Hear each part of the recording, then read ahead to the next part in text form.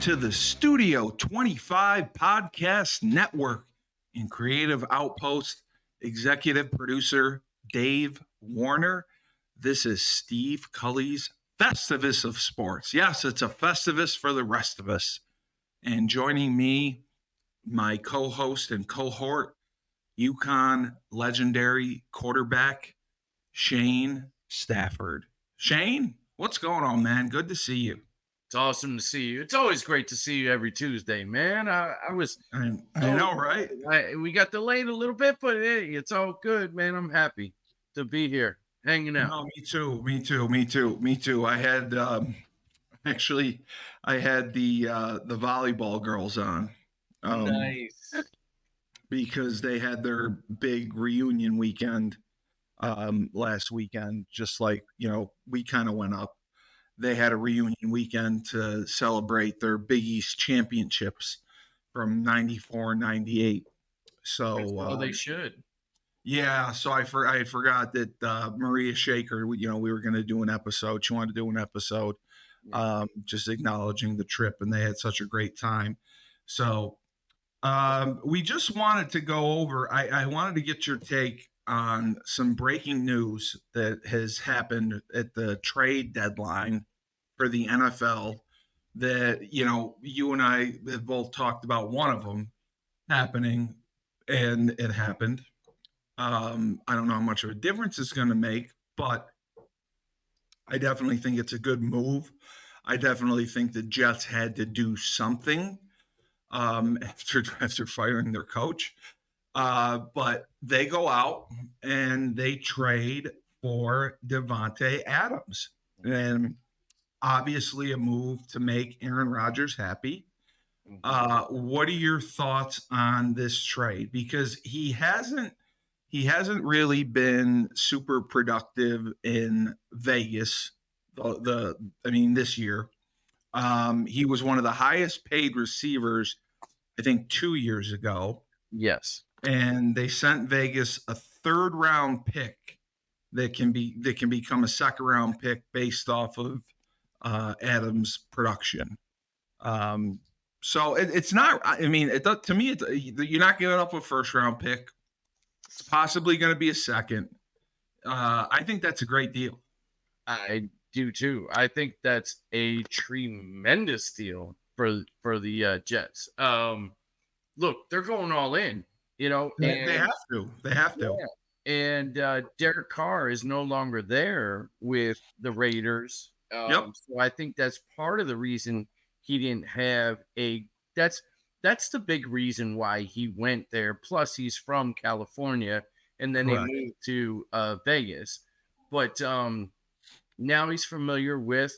Obviously, we all know Aaron Rodgers. He played a few years with Rodgers early on in Green Bay, right? And he did fantastic. He had like 100 catches, I think twice, maybe. But he had a ton of yards. He was all pro. He was all everything with Aaron Rodgers. They were on the same page. I'm going to tell you like this, Steve. It's hard to find. It's like, you being on the offensive line and you have a connection with that guy next to you where when he bumps you, he's bumping you for a reason. You know where you're going, right? You guys communicate, and you don't even have to say anything. All he does is like grunt towards you or something, whatever you guys, however you guys communicate up there, Yeah, whatever we do. Yeah. I know quarterbacks just give a look and that's it. Quarterbacks just give a look and they know what route to run. Yeah. Whereas the offensive lineman, you're like, each grunt means a different way. Yeah. Each grunt means you go a different way. I forgot. Right. But the point is, that's how Carl Bond, Shank, that's how we were. Dak Newton and I. Murray Clayton with his deep routes. Fitzsimmons with some of his routes. And other guys that I played with professionally. Dude, exactly what they're going to do prior to the snap, just by the alignment of the defense. Exactly. Do I think Davante Adams has the speed that he had 2-3 years ago? I'm sure he may be able to get it back. I don't think it's going to be that much of a difference. Right. Everybody's saying, "Oh, he's not going to be the same receiver." I think that's BS. Um, I think honestly, Aaron Rodgers is the guy that's going to make the difference with Davante Adams. If Aaron Rodgers cannot be the guy he always was, Davante Adams is not going to make a difference because he's going to do what he's going to do. I think it was a great move by the Jets. I think it was something they needed to do. And hey, go all in, bro. Yeah, yeah. And I mean, the biggest thing that people have said is that Rodgers has been out of sync a little bit with Garrett Wilson. Yeah. They work quite a bit, Randall Cobb as well, who was on Green Bay. Mike Williams. They work a lot on, obviously, if you're getting a cover zero blitz and you're running a fade, and it's based on the leverage of the corner, how you throw that fade. So it can be just a regular go ball and you throw it over the front shoulder, or it can be a back shoulder throw. And that's the chemistry that you have to develop to be able to read that and put the ball in the right spot. And allegedly, that is where Rodgers and like Wilson kind of struggled, especially with back shoulder throws, which caused turnovers and interceptions.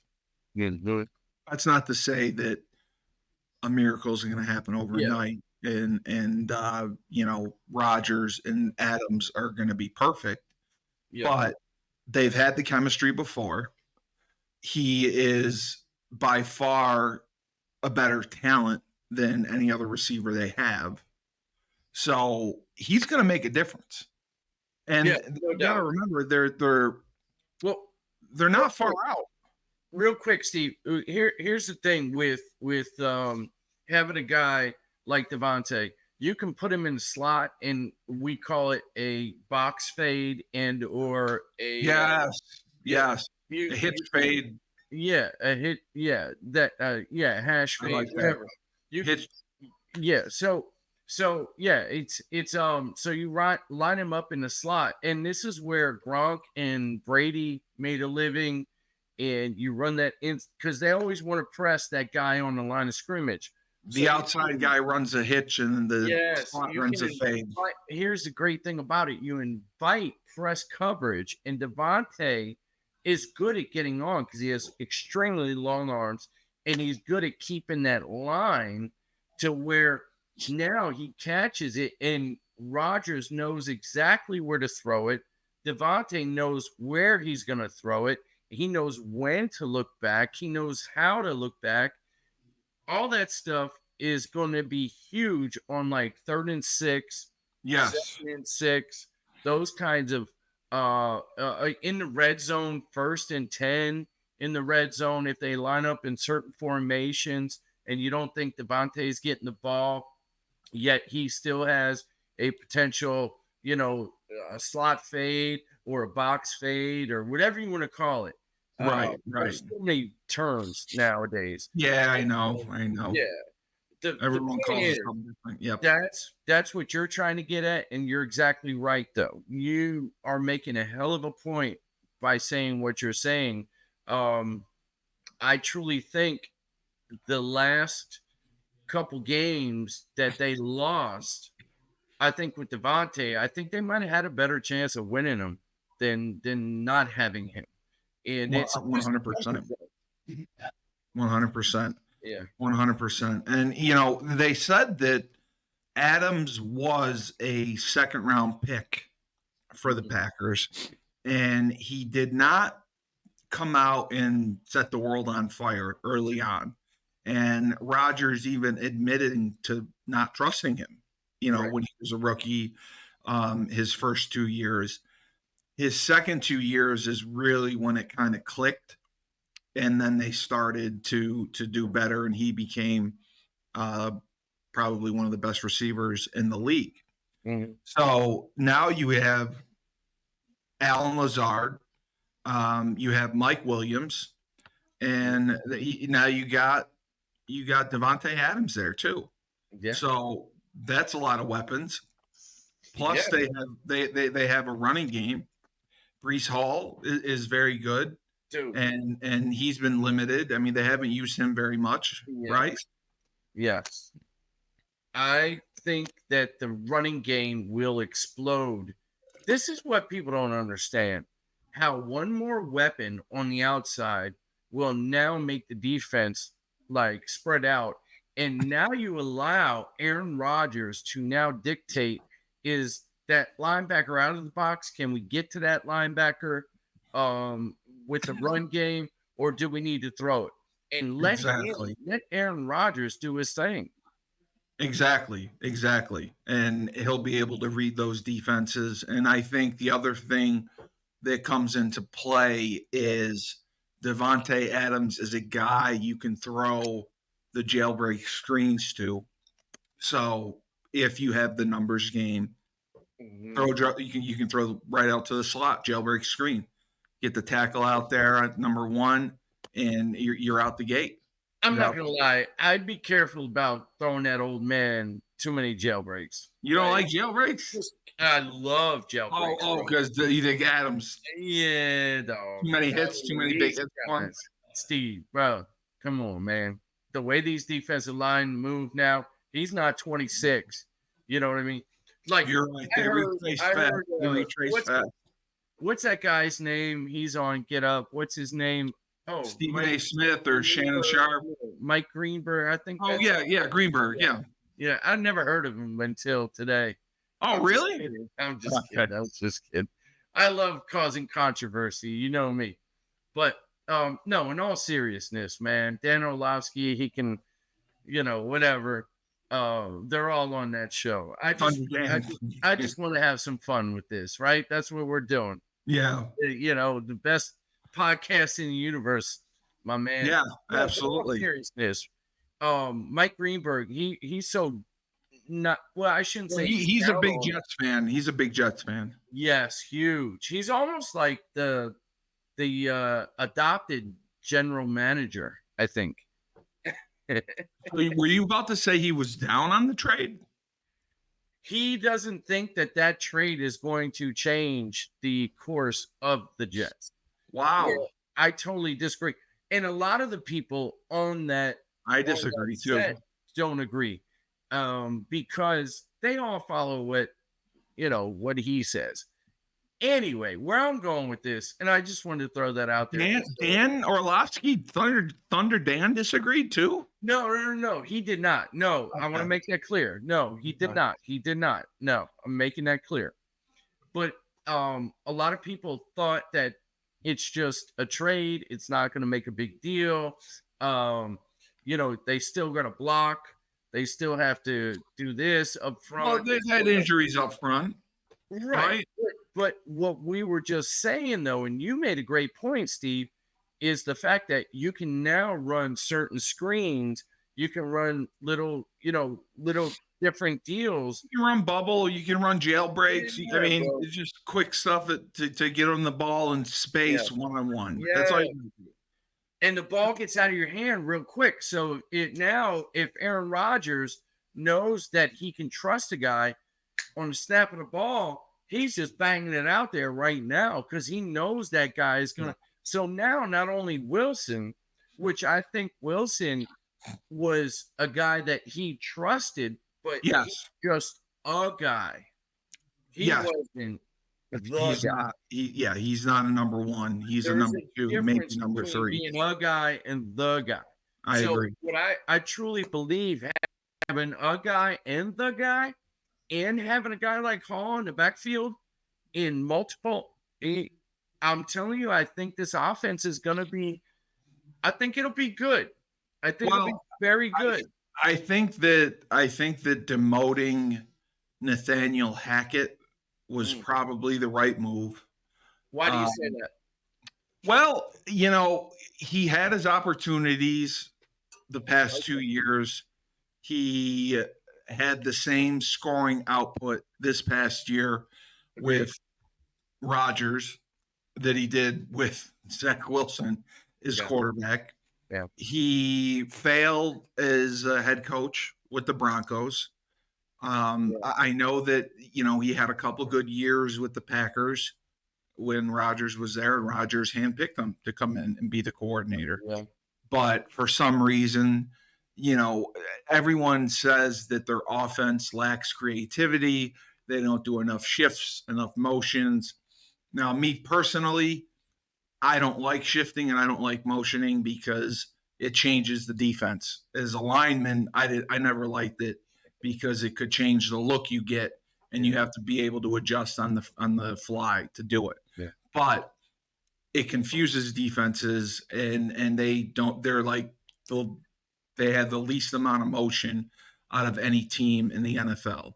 That brings up such a great point, Steve. I don't mean to cut you off, man, but that is something I've always heard from offensive linemen that I've been with. They hated when we would shift or motion and then go on a quick count after that. Because now they're like, we don't know the block. Who the fuck who are we going to? But here's the thing: if you take your steps right, you're going to run into somebody nowadays with the concept. If it's zone, yes, you're right. Correct. Zone blocking, you should run into somebody, and you bump. So I think that's why they're able to get away with it. To be honest, correct. You are correct with that. If you're running zone, if you're running a gap scheme, power counter, it's just block your gap, step down, block your gap. Zone, and even in the pass protection, if it's 5-0, you have. If it's absolutely.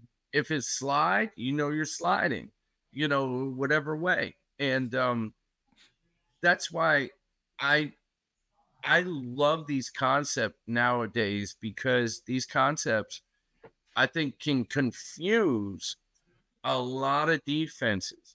Now, granted, these defenses are a lot smarter than what they used to be.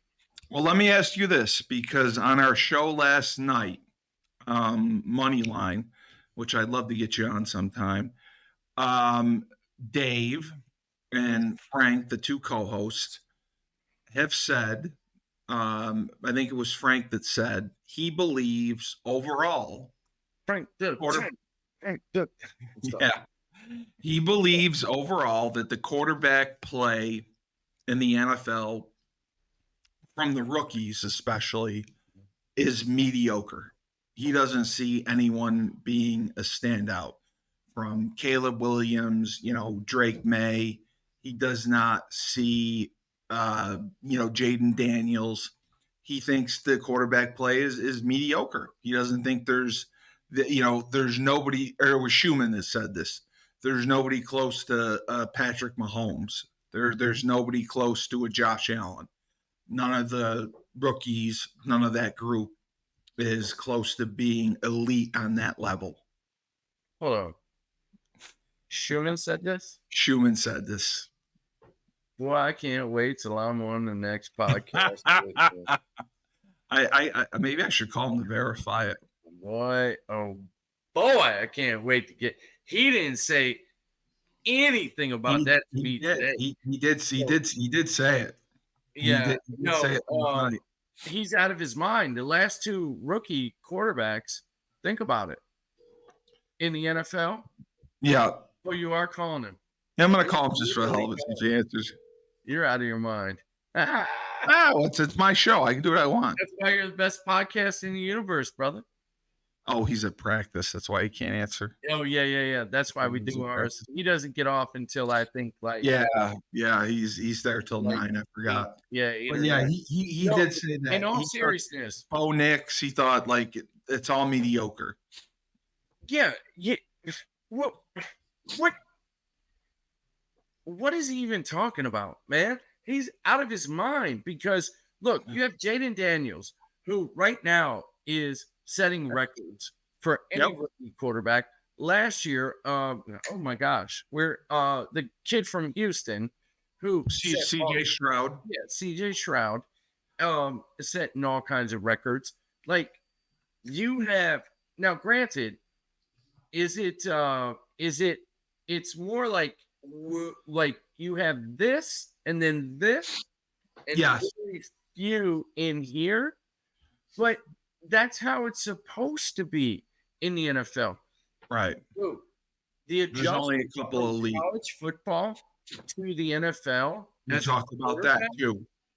is astronomically We talked about that faster because you have to listen, relay, process, get up to the line of scrimmage, again process, and then maybe make adjustments.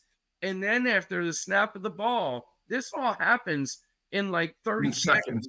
Seconds. You know yeah. And now after the snap, it only happens like in 4 seconds. If you're lucky, you get 4 seconds. And all that stuff.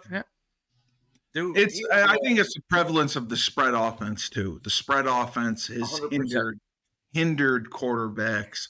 They don't know how to go under center and take a 3-step drop. They never will. And they never will. And I saw the Hard Knocks with the Dolphins, where McDaniel was working with Tua, and their 3-step was just him catching, taking a step, and throwing. He was throwing me shotgun. Yeah, shotgun. Well, that's exactly what you do. Is that normal? Okay, so that is normal. That's exactly what you do. Okay. No doubt. Look, bro, I'm gonna tell you like this: coaching in the Arena Football League and trying to get these guys don't even know how to do a cadence, right? And everybody's going, "Oh, it's Arena." Go set hut. They don't even know how to do that, and then take a snap from the center. Yeah. They're pushing. Right. They're pushing with their top hand instead of pushing with their bottom hand. Right. So when you push with your top hand, you get this separation, so the ball can squirt out. But if you push with your bottom hand, now there's no separation. So they're trying to get out faster, basically, is what you're saying. They have there's no concept behind any of the. They don't know how to take a snap from under center. Right. None of these guys do. They know how. Here's what they know how to do: lift their knee or clap their hand. The clap drives me nuts. That's it. I have no idea how the clap works, but it works. Hey, look, they have no idea how to do this. I'm gonna probably scare half my neighbors. They have no hard count. How to do that. The cadence. Yeah. You're right. And that is so vital to an offense. And the other thing I also think is critical is tempo. Now, I don't think that you need to go you can't go tempo all the time. Yeah. But I always love to mix in tempo, usually when we cross the 50. If we cross the 50, let's go tempo. Jet. And like from anywhere from the 20 to 40, I love it. I love what you're saying. Yeah, let's move it. Let's go. Especially if the ball's on our sideline, kind of a deal, man, and we can communicate faster. Right. Signal and get it go. Personnel in and out faster. Let's go. Let's go. Yeah. I'm with you, brother.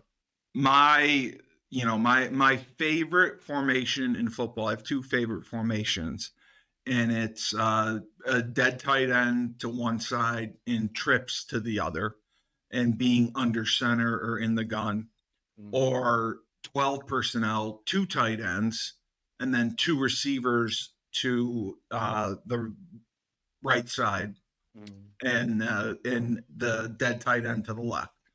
So you get a trips look with a tight end, and the other look you get a trips look and then a tight end backside. And I like both those sets because, and Dave talked about this, if you go and you have the bigger personnel, especially in the NFL, you can knock teams around because they're not built to stop 12 personnel.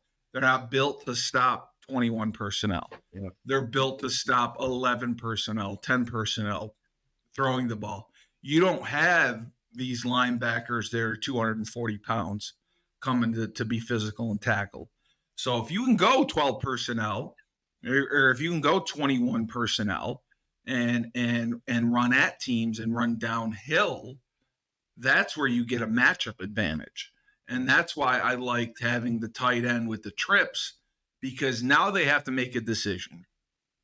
Are you going to play 2 to the tight end with a corner and a safety? Or are you going to go 2 over 3 to the trips with 1 safety? And, most of the time we would get the 2 over 3 to the trips with a high safety, and we'd get a corner outside the tight end to the dead tight end side. So I would love to run, bubble and inside zone, and bubble was the first check. So if we had 2 over 3, we threw the bubble outside, to number 3. We bubble the number 3, block down, run bubble. If we had 3 over 3 to the trip side, we would run inside zone to the tight end. Right. That was my thing. Yeah. Or I would do the RPO where to the tight end side, I do outside zone, pin and pull. Tight end blocks down. Usually the tackle would block down on the 3 technique, guard pulls and kicks out the linebacker, and then I'll put my back one-on-one with the corner all day. Oh, absolutely. The corners, and you got to make a miss. Tacklers. And then the RPO behind it, you run your slant, you run a deep post, and you run a go. And the slant replaces the front side inside linebacker. So if he flows on the outside zone action opposite, you throw the slant to him. That's how I would do the RPO. And I also like doing it out of the 2 tight end set, 2 tight ends, 2 receivers. So I just thought it gave you more options. The other move that I wanted to ask you about, Buffalo Bills. Oh, they go out. They acquire Amari Cooper, who was being a bit of a brat. Yeah. In Cleveland. Now, it's not his. I don't blame him completely. He's had to put up with the guy who likes massages as his quarterback.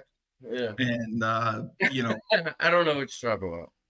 No, I don't know either. And he is really, he was with Dallas, and then Cleveland. Cleveland paid a lot of money to get him because he had originally signed a 5-year deal with Dallas. Dallas traded him to Cleveland, and Cleveland dumped him on Buffalo. And, Buffalo's got to pay the majority of the salary. Sure. But I think Amari Cooper, Josh Allen. Yeah. As you say, come on, man. Yeah. So, I mean, yeah. They're going to do some damage. I mean, they are. He lost Stephon Diggs, and he struggled with that. Now he's got Amari Cooper. Yes, put him in the mix, dude. And Amari Cooper, from my understanding about him, that guy is a total team guy. Yeah, that's why he wanted to be in Cleveland. Oh, because he didn't like Watson.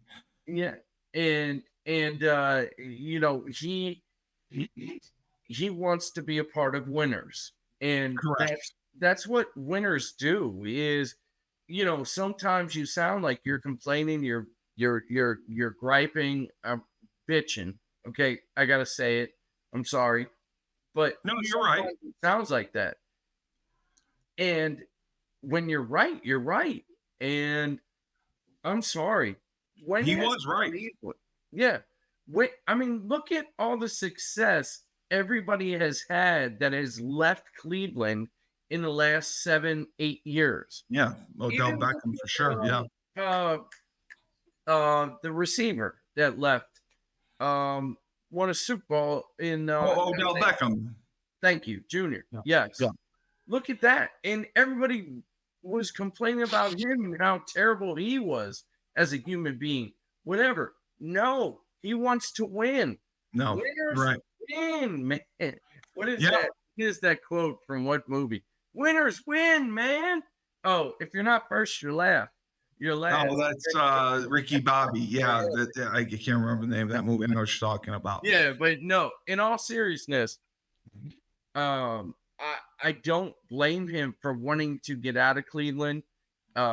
He had 1,250 yards receiving last year with Joe freaking Flacco as his quarterback. And look at Joe Flacco. Look at how he's balling. He stepped in too, in Indianapolis, Yeah, he's balling with the Colts, and everybody thought he was done. No, Flacco was he was eating Thanksgiving dinner last year. Yeah. He thought it was over. You're right. Man. Cleveland is where you go to die. They used to say that about Detroit. They used to say that about Detroit. And Jeff Goff ended up changing that. Now, I'll tell you who changed it was their head coach. And Dan Campbell and Jared Goff together. You know, Goff was a cast-off, basically. Yeah, Dan Campbell really changed that whole mentality. He did. He did. Without a doubt. He brought in that intensity, and he's like, you know, I'm going to run the ball down your throat. We're going to be intense. We're going to be physical. We're going to hit people, and we're going to play our hearts out. And that's what they've done. And I'll say this. We had this discussion last night as well. This could possibly be the first season ever, because there is an extra playoff spot. Yes. The entire NFC North. Yes. I know they play each other, but there's still a chance that every team could make the playoffs in that division. I don't disagree. It would require, it would require basically, you know, only the division winners from the other conferences going to the playoffs, and everyone from the NFC North qualifying for all the playoff spots. Yeah. And right now, look at it. I mean, the Viking 5-0. Yeah. Chicago 4-2. Yep. Detroit 4-2. Detroit's 4-1. Exactly. You're not far off, man. It was. I mean, it's not my idea. I read about it, but I was thinking like it could happen. I mean, there's no reason it couldn't, right? No, technically, no. There's no reason. But what I was saying to you is, you got the NFC West. You got San Fran, got Seattle. Yep. And then you have the NFC South. You got you got Baker right now. The Falcons are coming around. Yep. And then you have the NFC East winner. Whoever wins that is going to get it, obviously. So that's the only reason I'm saying it's going to be. Yeah, it's highly unlikely, but it's possible. It's possible. So I mean, I just thought it was cool to see that.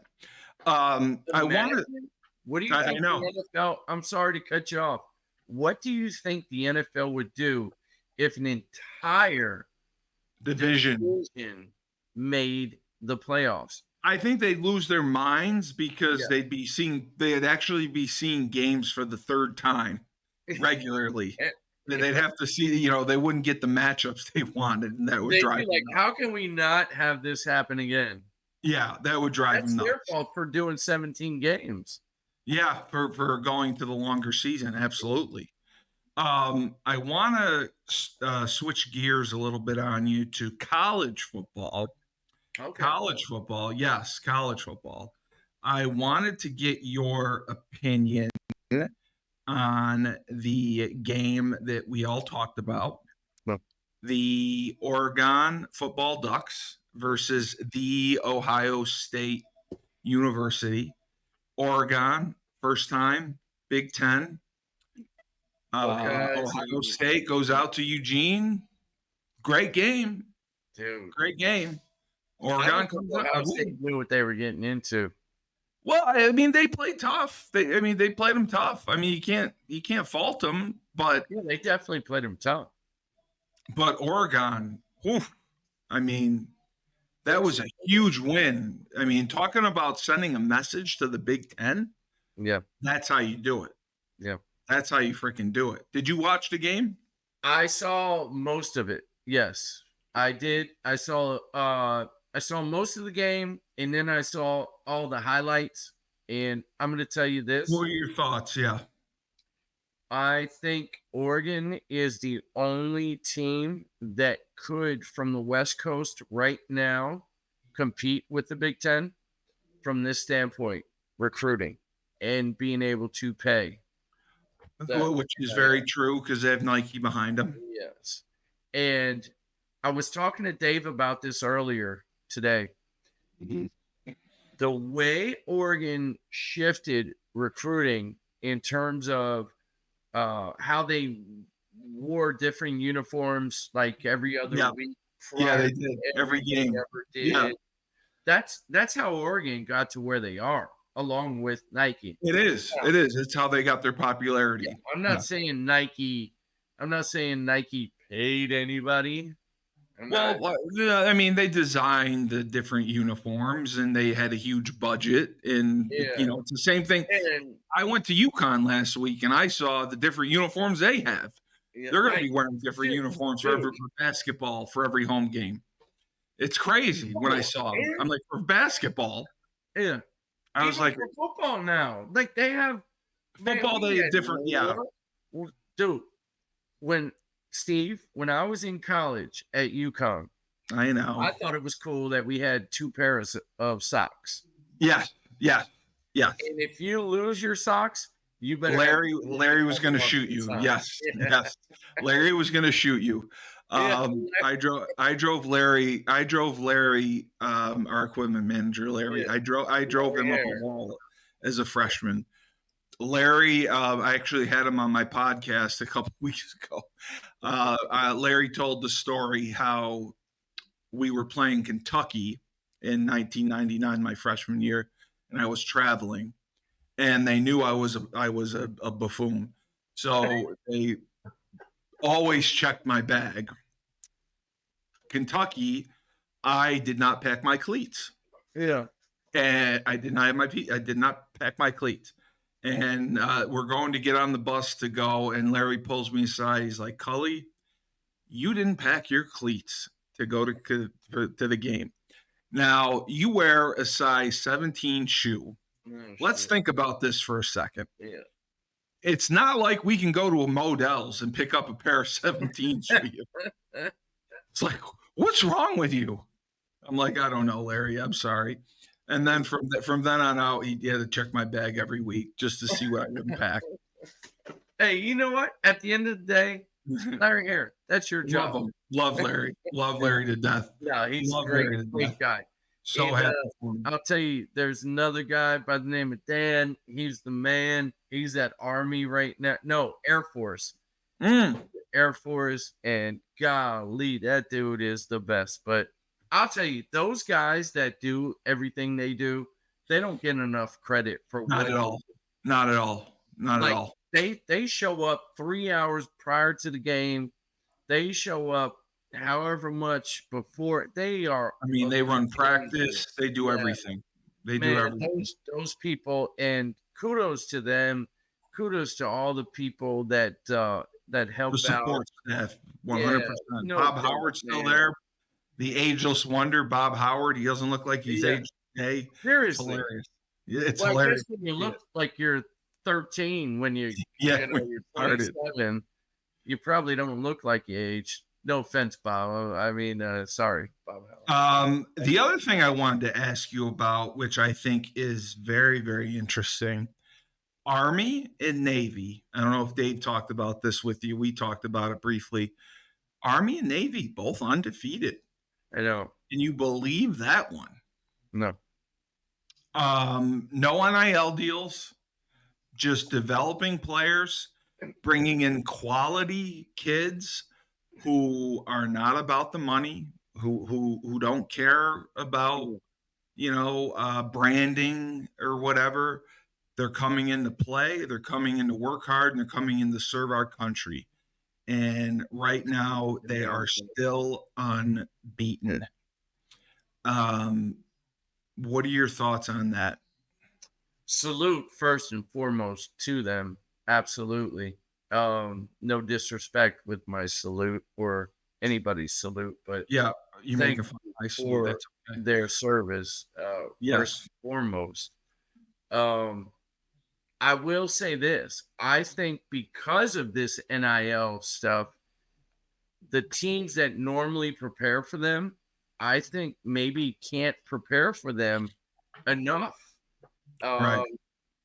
And again, maybe they're just getting the right athletes at the right time. Well, too, because you guys played Georgia Southern. You know how difficult offense is to stop. That triple option offense. You know how difficult it is to stop, and you know how coordinators can be a little insecure and try to put in entirely new stuff to stop it, because they're just worried that they don't have the answers. Let players play. I agree. Let your talent do their thing. Yeah. Let your talent do their thing. But I think shoot gaps and go. Yeah, I mean it's. I don't understand how complicated it is. I just thought, one guy takes the dive, one guy takes the pitch, one guy hits the quarterback. Isn't that all it is? I mean, that's all I thought it was. Yeah. Sometimes you get false reads. Football. It's tough. You get a false read, it's tough. Sure. No, I know. And they run, counter options. They run trap. They run play action off of it. But let's see what it says here. They both landed spots in the AP top 25 for the first time since October of 1960. Dude, wow. I think one of them was 23 and the other one was, I don't know what the other one was. I'll take a look here, but I was trying to look it up. So both have to play Navy or Notre Dame in the upcoming week. I hope they whoop their tails. I hate Notre Dame. I hate Notre Dame. You too. Yes. I would burn Notre Dame to the ground if I could. Allegedly, just so I say that out loud. Allegedly. But who knows what's going to happen in those games? Yeah, Notre Dame at 12. You got Navy at 25 and Army at 23. Okay. And I like Army's coach. Army has Jeff Monken. I thought he's done a nice job. And, they beat Air Force. Air Force is traditionally pretty good. Right. And, they've done well. So, and they don't turn the ball over. In the top 25 yet. How is what? UConn. Oh, we're not going to be in the top 25. I know. I'm just with our strength of schedule, we won't. I mean, we actually talked about that today. Dave and I did, because we were looking at the schedule, and realistically, Wake Forest isn't great if you look at them on paper. No. They could beat Wake, and the question we had: what happens if UConn runs the table? That's what I'm saying. Look, it's possible.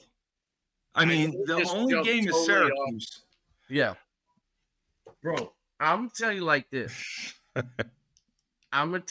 this. So, Syracuse plays Pitt this week. Yeah. 6-0. They didn't play NC State that great. But Pitt is 6-0. Yes, and they're ranked 20. Correct. Okay? Syracuse, if they beat them, correct. We're sitting with one loss. We meet them with 2 losses, a terrible loss to Maryland early in the season. You know how they always say, but that's the best time to lose. That's the best time to lose. Yes, that's what they're saying. But next thing you know, they're going to say to us, like, well, no, you had a bad loss, and to whatever, But if we beat Syracuse and Syracuse runs the table, because I'm telling you, if we run the table, you like Syracuse. You think Syracuse has been good I with McCord do like and Syracuse. I know yeah. I've been You've been on the Syracuse train. I have been, man. I have been. I'm a big Cuse guy, man. I am too. I was too, man. I would have gone to Cuse too. If I I didn't have to go to admit it too. Connecticut, I would have gone to Syracuse. Yes, yeah, because you wanted to play hoops. Yeah. But anyway, yeah, I mean, the ACC is not what they used to be, and Syracuse absolutely could run the table, and that's scary. That's scary to think about. And does UConn match up with Syracuse? I haven't watched enough of Syracuse to really get a feel for it. But the one thing, Dave, we had Tyler King on as well. We talked about UConn has yet to play a full game with their entire talent roster intact. I'm talking Evers. I'm talking Cam Edwards. Yes. I'm talking Skylar Bell. I'm talking Sheffield, Jaden McDonald.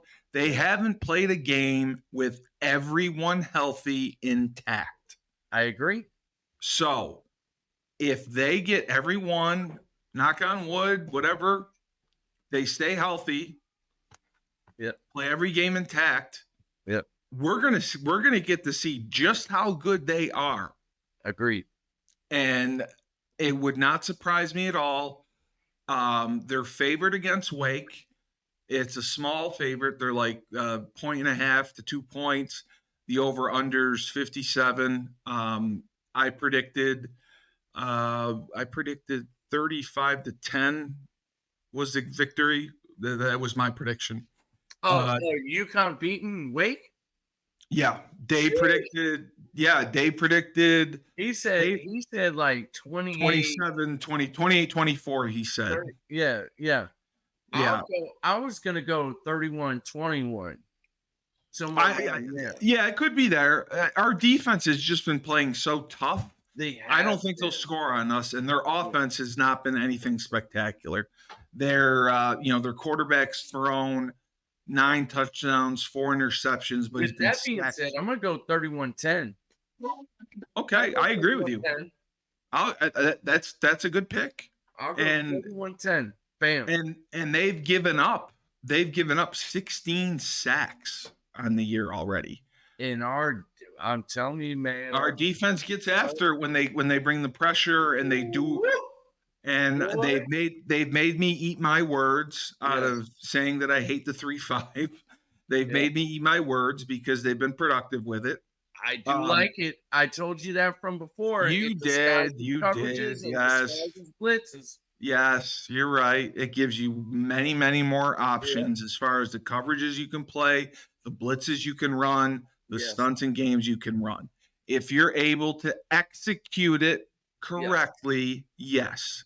It is a very no doubt. You need to have some studs up front and some athletes on the second level. You do. And I always thought it was a gimmick defense, but the way that they're playing it, they're doing a great job. They're playing with energy, and I give them all the credit in the world, because if they didn't step up against Temple, we would have lost that game. Big.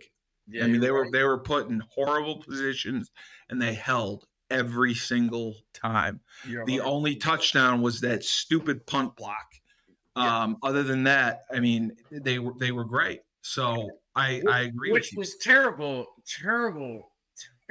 Yeah, I talked to you about that. I did not understand. I've never seen a 2-man shield before.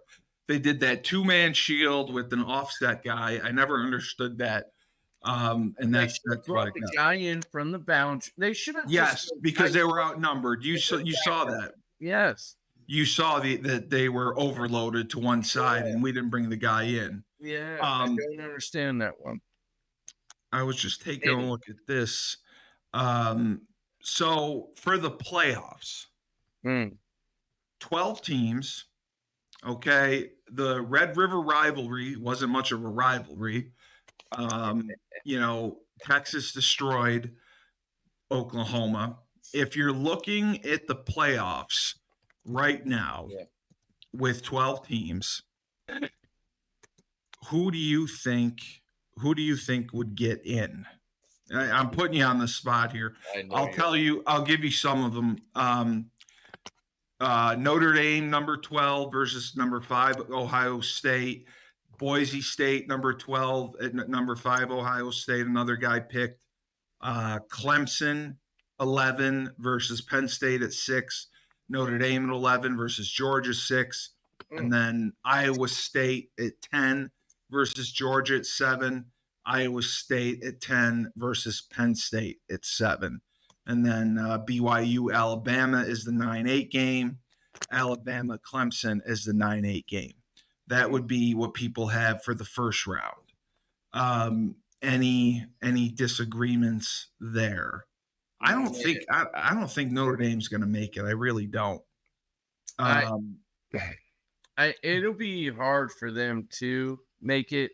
I think they're going to get another loss. I think they'll suffer another loss. I think one of the academies will beat them. I really do. Yeah. And I think USC.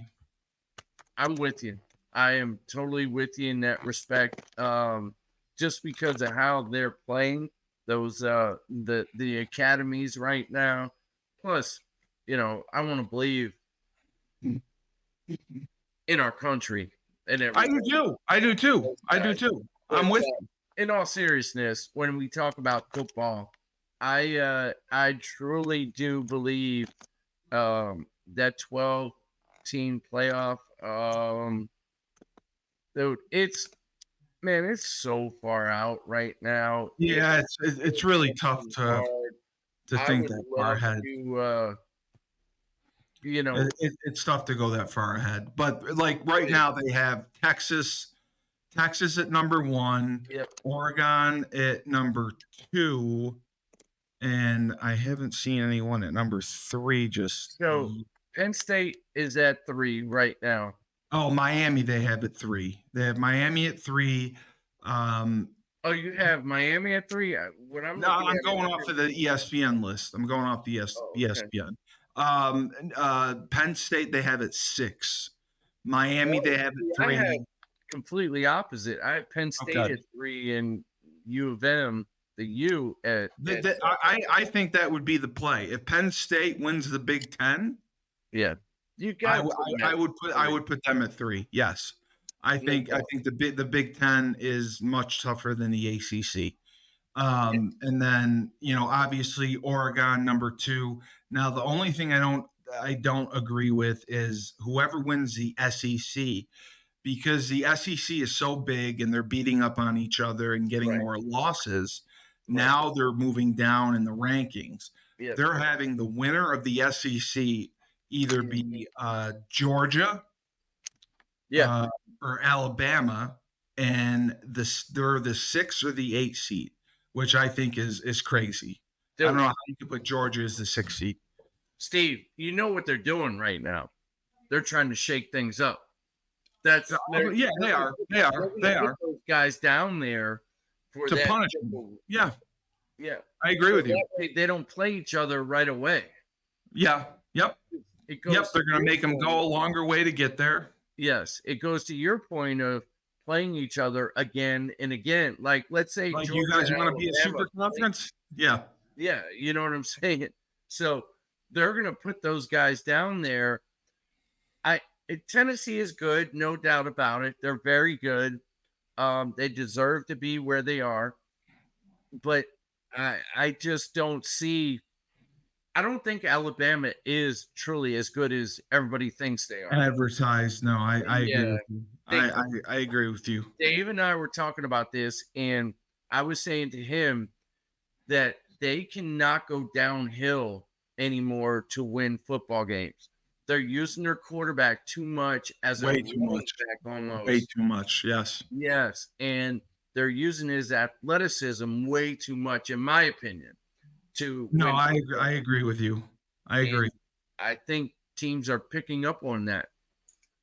And with that being said, LSU, I think LSU they're not even listed here. Yeah. I just don't believe in Chip Kelly yet at that. I've never believed in him. Yeah. I think he's as fake as a toupee. $2 bill. $2 bill. Yeah, I don't like Chip Kelly.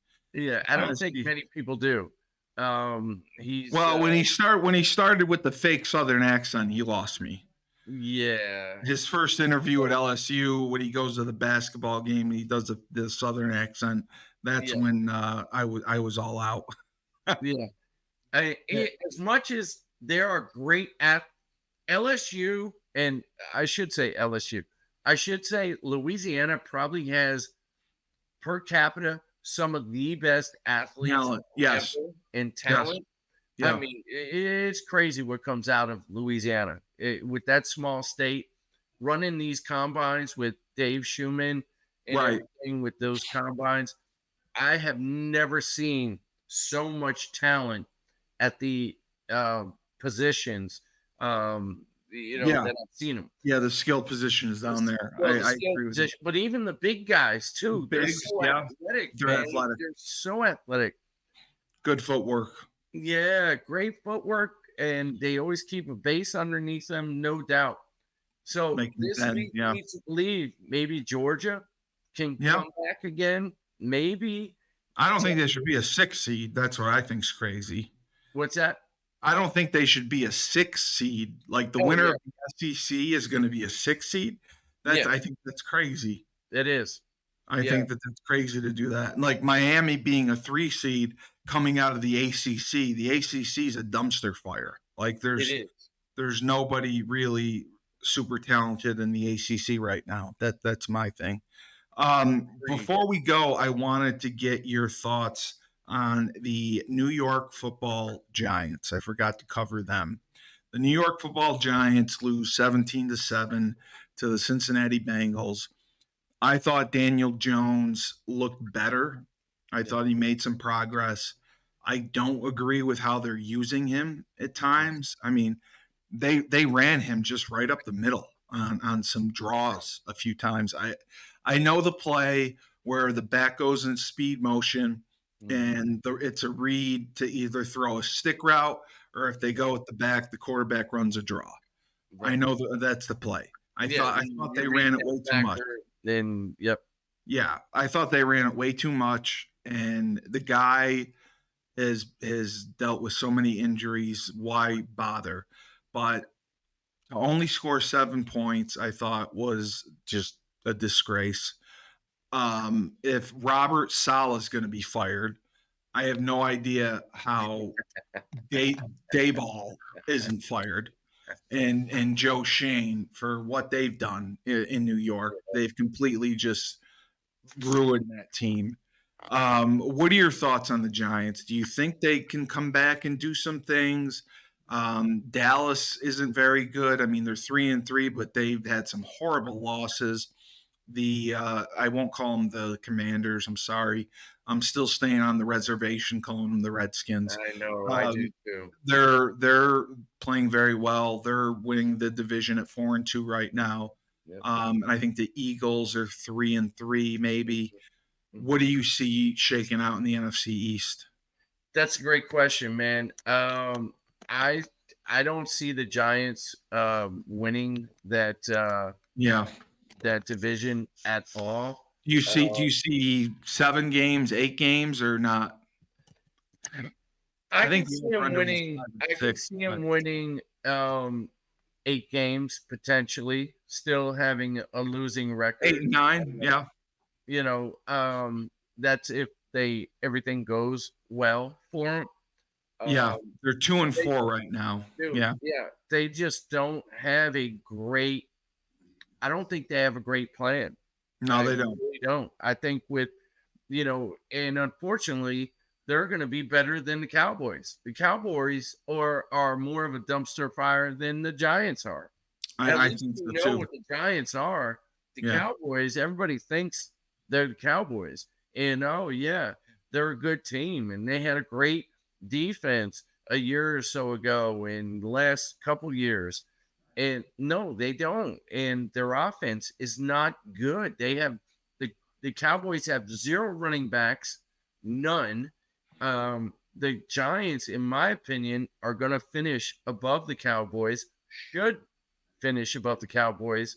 That division is going to be between the Eagles and the, as you say, the Redskins / Commanders. Yeah.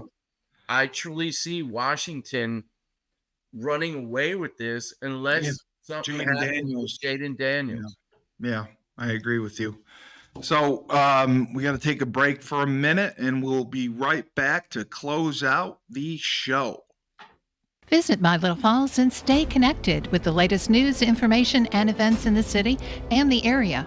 Our mission is to generate interest in the community and connect residents in a more meaningful way by facilitating deeper conversations about how these stories will shape the future of the Mohawk Valley. Join thousands of weekly visitors who stay up to date with feature stories, interviews, videos, our event calendar, and print publication, the Mohawk Valley Express. It's about timely local news for the community, keeping citizens informed about important issues, telling about the people who live and work here, and giving locally owned businesses the opportunity to reach a very targeted audience of locals and tourists alike. It's a whole new form of media-rich content developed specifically for today's mobile lifestyle and listeners. You can download our iOS app in the iTunes Store, listen to our country music streaming radio station, or sign up for a weekly newsletter. Stop by today at mylittlefalls.com. You'll be glad you did.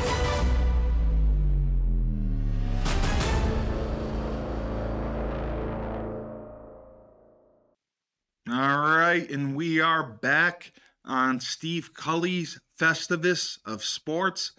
Shane Stafford with me as always. We are going to be signing off shortly. Prediction for this week, UConn Huskies. Shane is going 31-10 for the Huskies. I was going 35-17 for the Huskies. And then I just wanted to double check and see what Syracuse may have had. I don't know if they have a bye week or not. They may have been, they may be on a bye. Yeah. Yeah, it looks like they have a bye this week because I was gonna put Shane on the spot.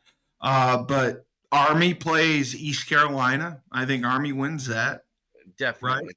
Yeah, they better.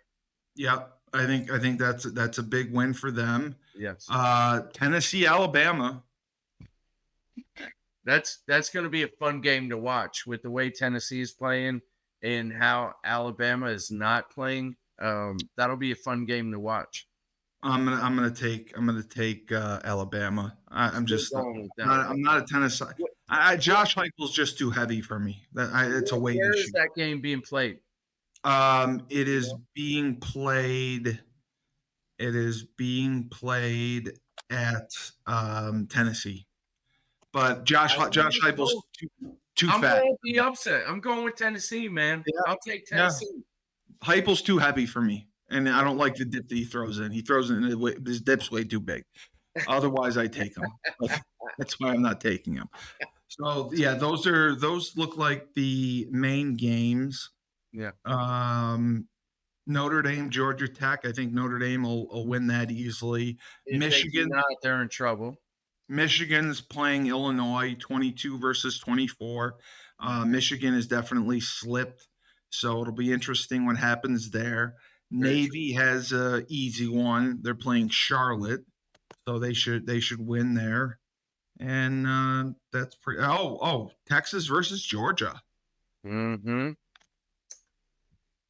What do you got there? 6-0 versus 5-1. I got to go with Texas. Yeah, I got to go with Texas. I'm going with Georgia there. Okay, you're sticking with the SEC. All right. I respect the defense of Georgia, man. I believe in defense. I respect it. All right, so you heard it here first. Get thrown in my face next week, but that's okay.